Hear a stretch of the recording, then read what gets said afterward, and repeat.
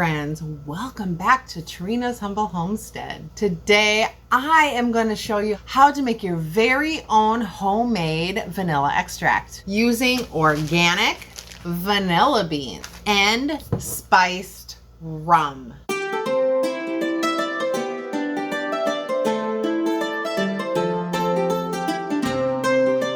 Trust me, once you try this, you'll never want to go back to store-bought vanilla extract again. Not only is it super easy, but it's also a fantastic way to save money and know exactly what's in your vanilla. Let's get started. So why should you make your own vanilla extract? I know that vanilla extract can be super expensive. I've been purchasing my vanilla overseas when I go on vacation in either Mexico or the Caribbean for years. But I decided even then, I don't always know 100% what is in or what they make it with, or is it really organic vanilla? So I decided I'm gonna make my own vanilla. I know other people make it and it is super easy. So first off, let's talk about the saving. A small bottle of pure vanilla extract can cost you anywhere from $10 to $20, and that's a small bottle. I think my son told me today he saw a bottle of vanilla extract, like a larger one at Costco for $38. I was like,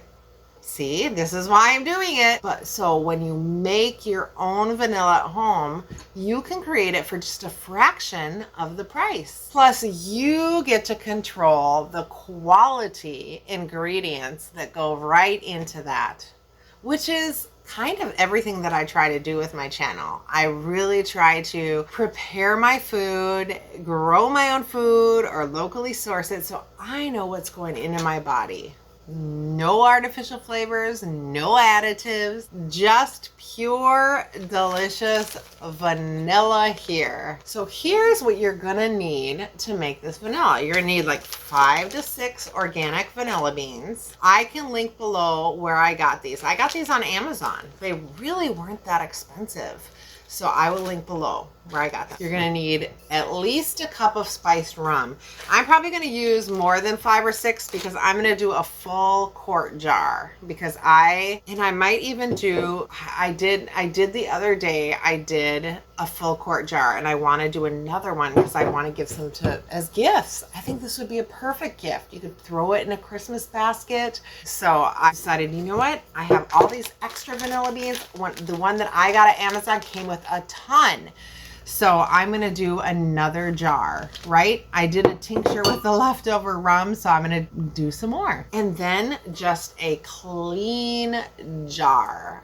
That is it. You can use any high proof alcohol you desire. I just have heard that the spiced rum tastes good, gives it a little extra flavor. But I know a lot of people use vodka. So if you do happen to have any kind of 80 proof alcohol at home, you can use whatever you prefer. And so that's it, right? And just remember, the better quality that your vanilla beans are, the better that your vanilla extract is going to taste. Okay, but you can find them at any, local grocery store.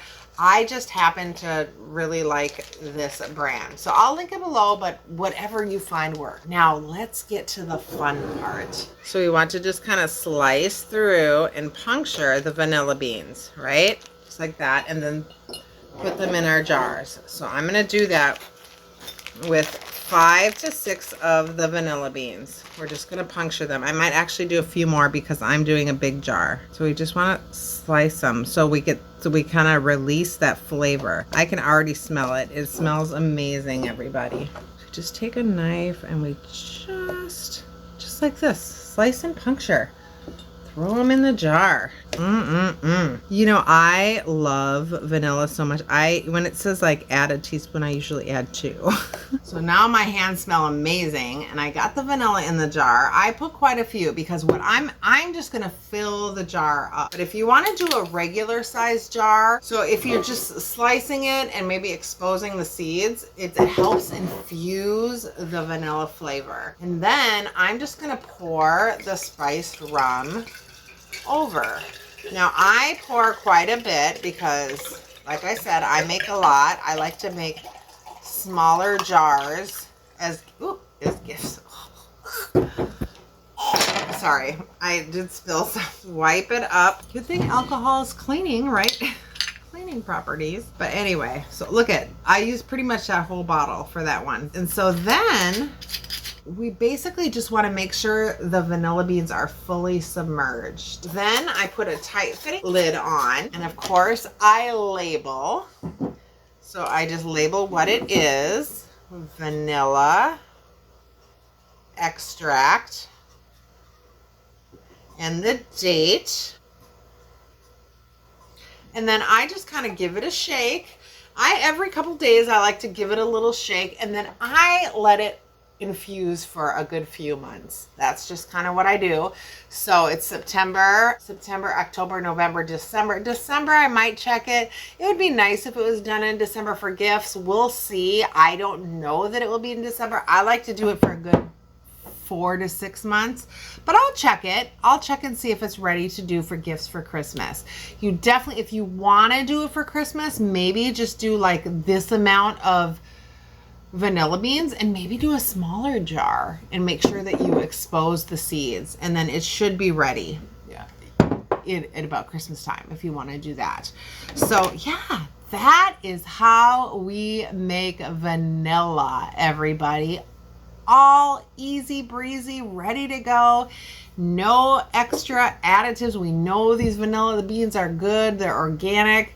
So, and yeah, it is alcohol. You're right. There's alcohol in there, but that's what's in the vanilla extract you buy at the store. And if you think about it, you use a teaspoon or 1 to 2 teaspoons in a whole recipe, and then you cook it out.